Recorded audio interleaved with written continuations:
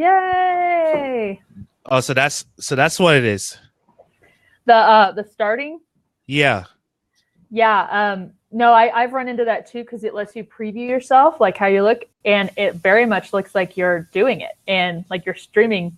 But then, there's a little green start broadcast thing. So, yeah, I don't know if that's what it was, but and I don't know what was going on with the mobile thing because I am not on a mobile. Yeah, that's really weird. It's so, yeah. So basically, I mean, I guess I wanted to start on the right foot, but I guess this whole thing's gonna go out to the archive once it's over with. So, right, that's the bad part. All right. Yeah. Oh well. Transparency. Yes, definitely. Okay. Let's start this show at 3:30 if that's possible, because or if that works, because I guess I'm just I was trying. Here's what I was trying to do earlier. I was trying to upload the previous interview I did on Who's onto the Blog Talk Radio, and I had so much trouble, and I finally had downloaded the YouTube to MP3 converter, and I uploaded it, but then I couldn't convert it into my the picture file on my computer, so that I could upload it to my Blog Talk Radio, and then all of a sudden my computer just started acting up, and then of course it just slowed down, and I had to restart it. So that's the life of an entrepreneur and live streamer. Yes, the life of a live streamer it's that technology can make or break us. It makes us and sometimes breaks us. Yes, definitely. So how's your day though so far? It's good. I was up at 6 this morning, working already, and I got a ton of stuff done before 9 o'clock even, and still been hammering away at that. So this is a nice little break between second half of the day, kind of, and then I'm going to hop back in and work on my business. How are you? I'm doing great. I was let's just say I was in on a lot. I was participating in the Twitter Smart chat while traveling over here to the office. And it was fun. And then of course editing the last broadcast I did on Husa to try to upload to YouTube for my Blog Talk Radio, and then all the craziness happened. So just to give you a heads up, your sound, there's a lot of digitizing going on with your audio, so I'm not sure if that was connection or not. Oh no! I hope that wasn't the case though. I mean, I can hear myself well. It's just I guess I didn't have the microphone up to my mouth. So it may be me, and it's still kind of doing it. It just sounds a little. There's a little digital sound going on with your voice to me, but if it sounds good to you, then I will ignore and do my best to translate. All right, awesome. Hold on, let me make sure everything's cleared up. All right, now let's 3:29. We're gonna start. I don't care. All right, okay. Let's go in 3, 2, 1.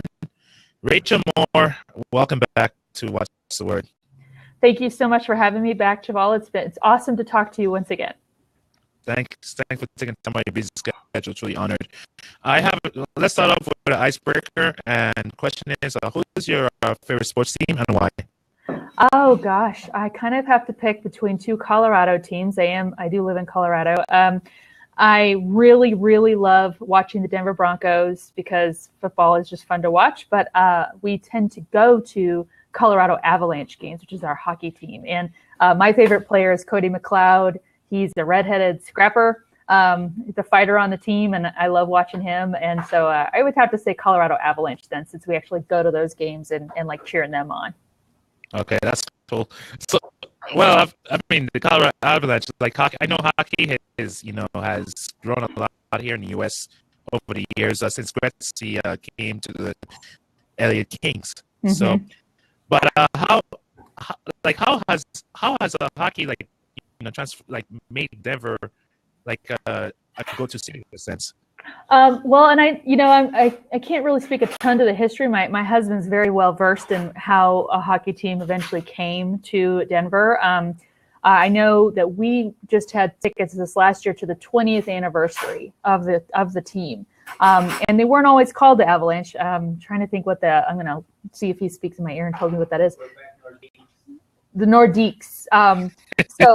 But they moved here and then have just been going. And so Patrick Waugh he used to be a goaltender for us and is now our coach.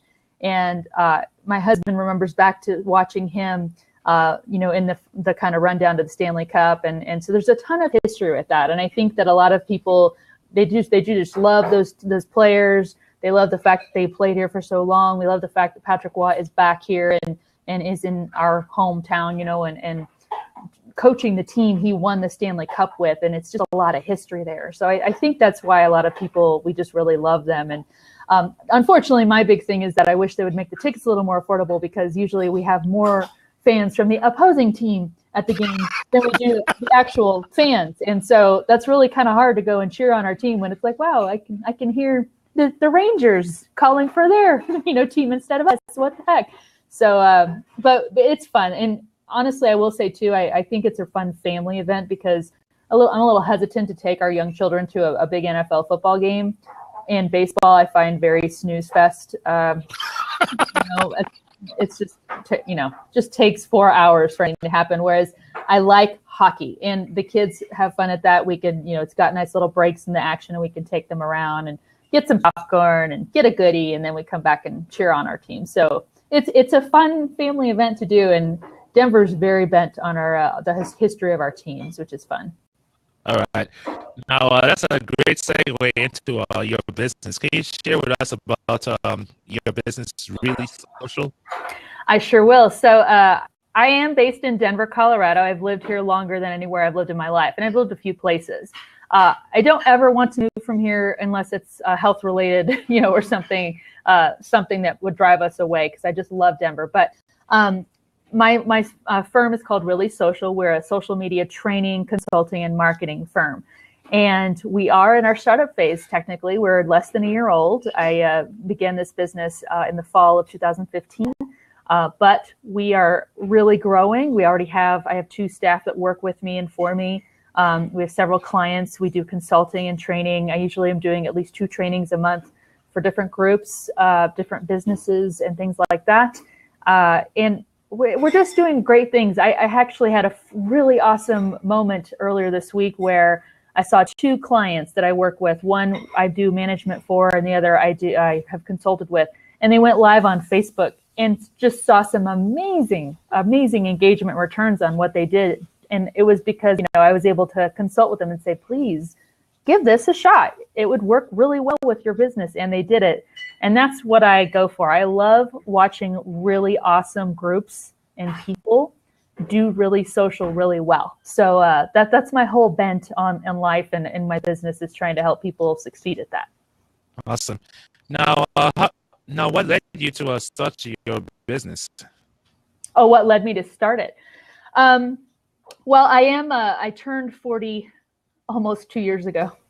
And I had been in the corporate world since basically I was I turned 20. And I'm sure a lot of people can relate with that, where we basically have just worked through different jobs, different roles. You learn as you go, and you gain all these insights and expertise and things like that.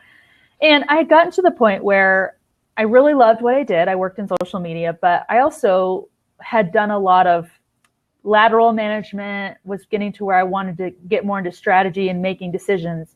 And I'm sure a lot of other entrepreneurs can relate with this, where sometimes the path you're on to